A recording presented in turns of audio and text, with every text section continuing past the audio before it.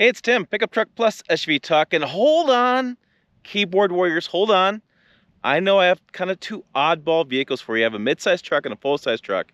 And I know people in the comments will be like, why are you comparing these two things? This doesn't make any sense, da, da, da, da. I will tell you right now, these oddball comparisons for a traditional truck guy, for me, right? So I think they're oddball, but for you guys, the viewers, you guys love this stuff. From my viewpoint, if I did a standard review on that GMC Canyon, I'd get less than 10 times the views of this video. So I'm saying this video is gonna do 10 times better than just doing a video on that review. So people are cross-shopping these, and they are curious, and these trucks are actually more closely alike than you would think. So let's go check them out. In this video, I'm gonna go ahead and do exterior, interior kind of comparison, do a little bit of driving on some dirt roads out here, and we'll kind of talk more about these trucks. So let's go ahead and start with the GMC Canyon first, and then we'll go the Toyota Tundra. This is a 2022 Toyota Tundra Limited. It's got the TRD off-road package. This is the one I bought for the channel for long-term review. This is a GMC Canyon AT4. This one is a 7-day media loan. That's how I get these things. I drive them for a week. And so you can see some main differences. There'll be differences that Toyota guy is going to point out right away. Tow hooks, no tow hooks. That's been a big issue online, big controversy. We have the two different grille setups. This is interesting. Different designs. We have the fog lamp changes. This is a full redone new front end for Toyota. This is an older GMC. This one will get refreshed. Sources are telling me 2023 will be a new GMC Canyon. Come around the sides, you can see this is what's interesting to me is even though one is full size, one's mid size. Look at this roof line, right? So it's not that much different. You can see where the head is taller, right? So you can see where the cabin is taller, but the roof line, it's not that big of a difference. And as far as size wise, the Canyon feels big compared next to the full-size truck here. It's not. It's not as big, but it definitely looks that way. And then when you come around the sides, you can see Goodyear Wrangler tires here. I should give the specs on these. Dirt tracks, 265, 65 R17s. I have a rock rail. I have a nice red color. We've been admiring this color all week. It's a great color. We have crew cab. The smaller bed, so this is probably like a 5, that's 5.5. Sorry, I don't know the exact spec on the top of my head, I'll put it down below. We have the bumper steps, which are great. Inside the tailgate, or inside the bed, excuse me, I have a spray and bed liner, I have a couple tie downs. I don't have any LED lights though, that's kind of a disappointing thing. But, close pretty easy. This is the V6. And then there's always the question, and this always shocks people. Let me bring it up. Let me show you what it says on the screen. So, or the sticker. So the loading capacity, the payload is 1,312 pounds. And that's gonna be important. I'll point that out in just a minute. Let me go back to the Toyota, and we'll talk about that in a second. So this is the Toyota Tundra. This is blueprint, right?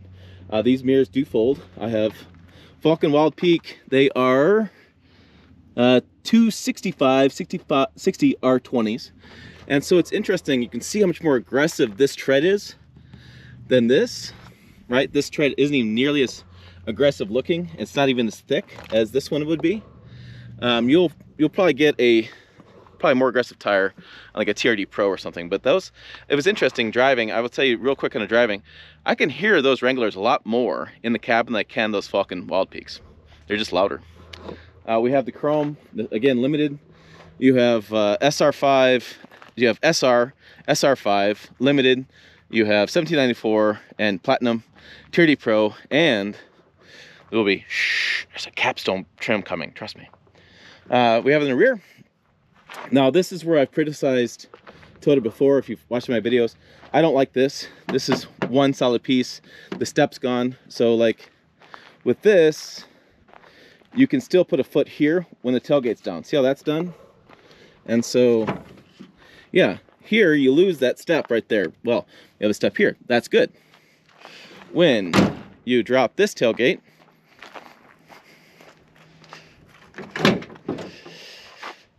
you got nothing. You got nada. And this, I mean, this truck's taller, right? So, I mean, the tailgate is higher. So that if that's a concern for you, maybe I can show it on the screen. My belly right there, right? And then if you drop this tailgate over here,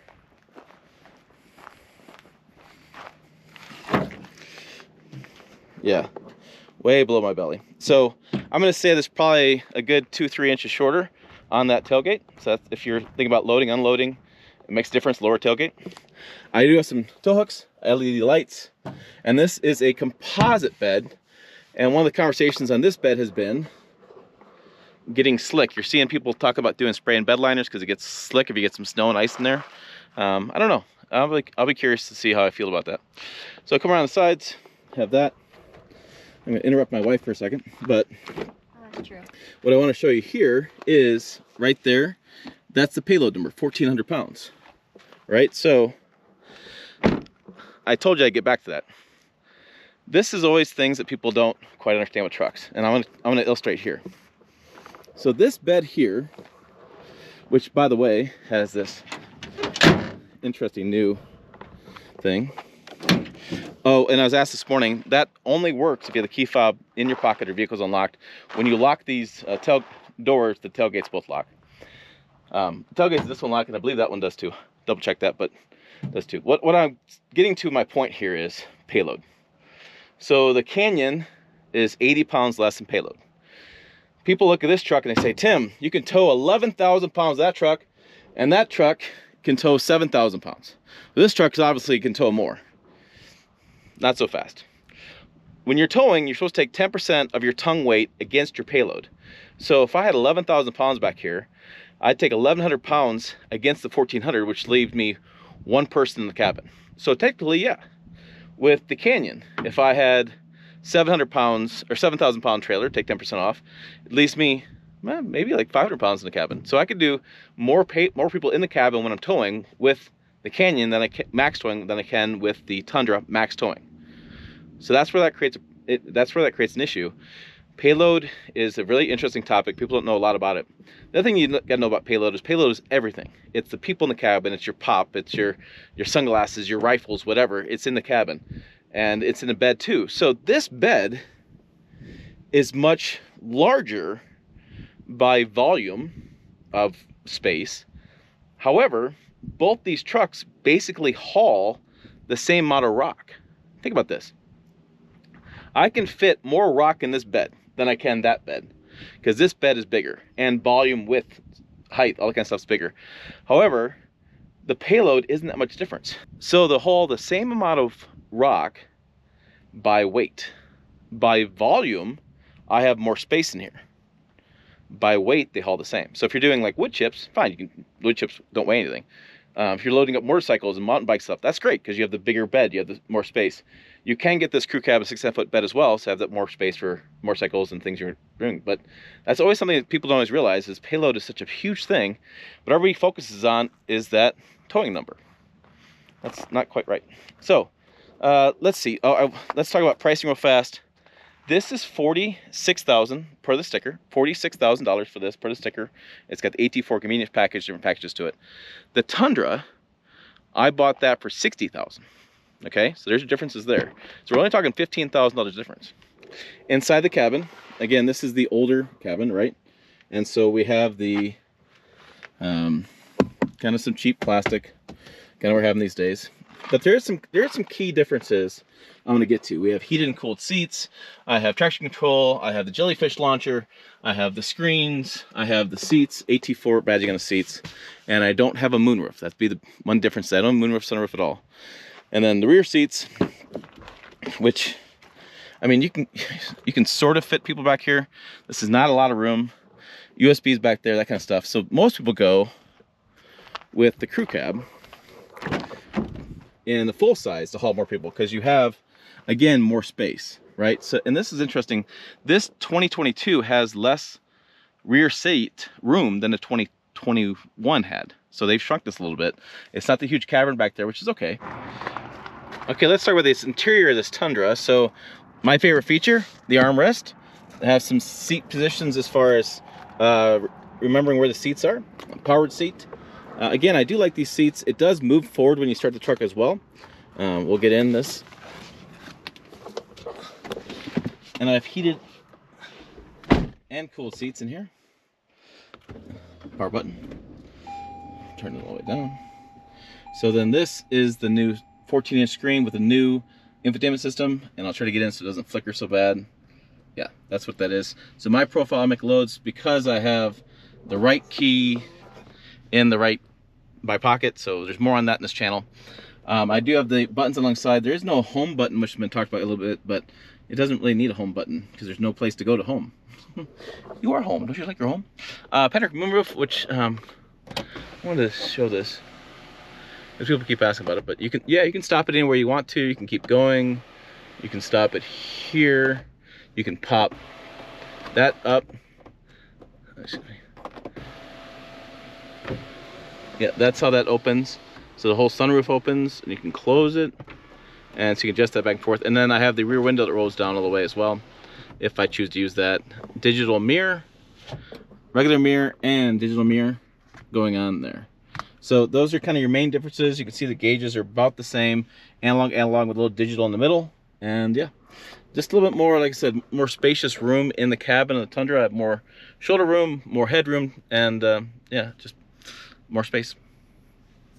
Okay, as far as performance goes, this is the V6 in the GMC Canyon. It's 308 horsepower, but at like 6,000 RPMs. It's leaf springs in the back, a little bit different setup. Even though it's made it to 8-speed transmission, this won't be as fast as the Tundra. Oh, and I need to check. Dipstick. Yeah. That's a nightmare. I don't know why they put them all the way back there.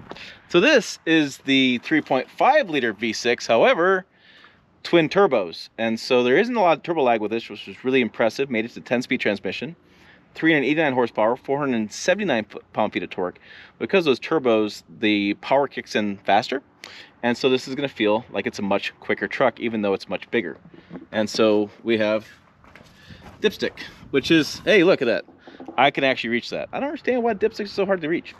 This does ride on a coil link suspension, so it's got a smoother ride than the GMC Canyon does with leaf springs. You typically get more sag when you're towing versus the Canyon because leaf springs tend to hold up the rear end a little bit better, but you can get air suspension as well that offsets that. And unless you're really max towing, you're not going to get that much squat. I'm seeing a lot of people squat online 9,000 pounds, but if you tow 5,000 pounds, you're not going to get much squat. This one does have the receiver hitch, and it's got some nice hookups, which I'll show you. Which are right here. Nice flat hookup, so that's going to work out well. I have lights here as well, hook up electrical. Interestingly enough, I don't know who's ordering these GMC Canyons at General Motors, but second one in a row that I've gotten that, yeah. No hitch. It's kind of weird. So there's no hitch here. These are just kind of dummies. That does help with the departure angle. You're not going to smack the bottom of that receiver hitch when you're going off-road, but I don't know. What's a truck without a hitch?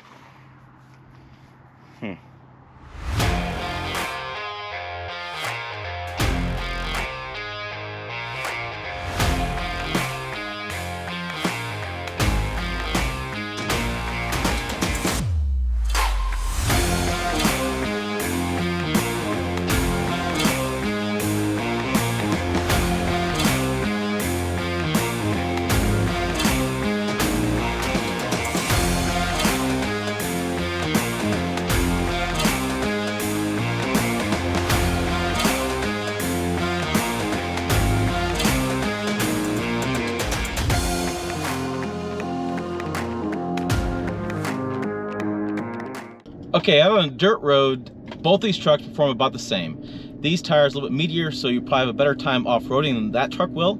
However, I have rear lockers on both, I have 4-low in both, and so I had to have 4-low engaged. We went through some snow, and yeah, it's fine. It gets through the problems. I have skid plates on both. I have a 342 rear axle on this one, a 331 rear axle on that one. Makes more of a difference when towing, but it does change up some of the rear gearing as far as performance. Yeah. Towing performance. So I would say overall they're pretty comparable trucks, even though people tend to not think of them the same. Yeah, this is $45,000. It's an expensive mid-size truck. I'll give you that. That's $60,000. That's an expensive full-size truck. I'll give you that too. And so when you're looking at these differences, you know, this truck I'm in right now, the Canyon, that used to be a full-size truck back in the 1960s and 70s. Now that truck's grown quite a bit. And so if you're looking at size, looking at in the garage, parking, this truck's a lot easier. On the trails, I think this truck's a lot easier to get through the trails, depending how narrow they are. That truck has more room for family, has more room for hauling stuff, volume as far as in the bed, has more room in the cabin, and it's just a bigger truck, it's not as easy to use on the trails as the Canyon is. Now, I live in the middle of Western Nebraska. There's wide open spaces out here. I can use a full-size truck out here. I have no problems with that. I know different places in the country, there's some back and forth in that, but I don't have any problems. And so, off-road, I would say this one a little bit better just because, again, I have the more capable tires. You can get those in different trims, and I like the smaller size in off-roading. The Tundra, better overall, I think, as far as room and hauling more people, but maybe not as good off-road with that setup. Now, I do have crawl control, which is an exciting technology. It uses the brakes and it uses the transmission and the throttle to help you get through some nasty situations. Multi-train select, a similar system where you can dial and train your driving, and the system will adjust to the train. So a few more off-road goodies in the Tundra versus the GMC Canyon. On-road, the GMC Canyon, okay power, some road noise with the tires, pretty comfortable cabin. The seats, as I've lamented many times, GM seats aren't the best. The Tundra, I think those seats are more comfortable. I think it's less loud in the cabin, and I like my panoramic moonroof. I like some of the more features I get in that truck for the dollar. But again, talking about $15,000, different size vehicles, lots of decisions to make. There you go. There's my thoughts on the GMC Canyon versus Toyota Tundra, and kind of some thoughts on the Tundra overall versus the Canyon off-road, mid-size, full-size. Depending on what you're looking for, you do have some choices in the marketplace, which is exciting. We all want more choices. So, I want you to make sure you check the other videos over here, website down below. As always, thanks for watching. I'll see you down the road.